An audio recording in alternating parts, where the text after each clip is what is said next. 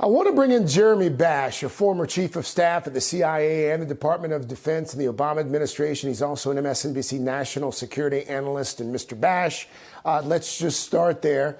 We're not going to play the president's comments, but you know what the president said last night. President Trump's comments in terms of red flags, what do they raise for you?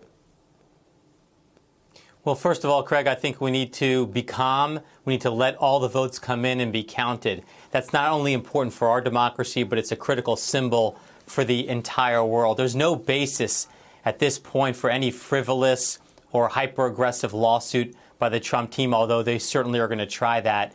Remember, in 2000, during the Florida recount, and I got my start, my first legal case I worked on was the Florida recount on behalf of Gore. The difference there was the litigation was over the recount, meaning all the votes had already been counted, and the dispute was how the votes should be recounted, manually or by machine or otherwise. Here, Craig, we haven't even had the first count in many places. So I think once the vote is completely tabulated and it looks like Biden is ahead in Wisconsin, ahead in Michigan, ahead in Nevada, ahead in Arizona, then essentially Biden will have 270. And then if Trump wants to try to take this to the court, I think he's going to fail miserably.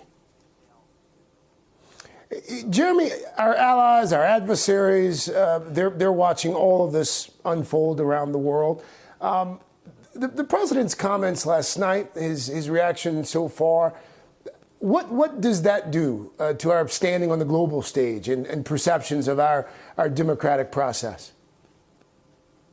Well, it transmits chaos and weakness fundamentally, and I think, unfortunately, it emboldens our adversaries because they look here and they think, boy, the United States is in chaos. When in fact we're not. We had a very orderly voting process and we're having a very orderly counting process. I got a text message from a person in an allied country and said Trump sounded like a lunatic. And because the way he portrayed things as I've got to go to court and there was fraud and votes we should stop counting votes, that's the kind of rhetoric you hear from dictators, from autocrats, from people who try to undermine democracy, not champion it. And a presidential election, Craig, is the crown jewel of American democracy. And this should be a moment for us to shine. And the president is taking us down a very dark path. There have been concerns, Jeremy, as you know, going into last night, that there might be some sort of foreign interference, perhaps even a cyber attack. What more do we know about what happened and what did not happen?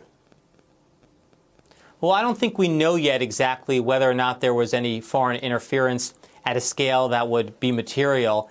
We do know that U.S.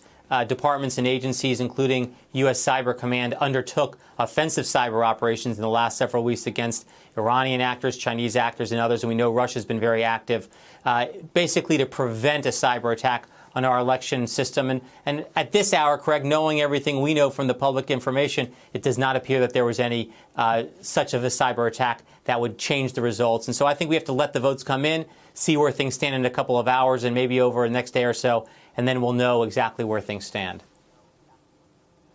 Jeremy Bash, thanks as always, sir, for your insight and your analysis. Thank you, Jeremy.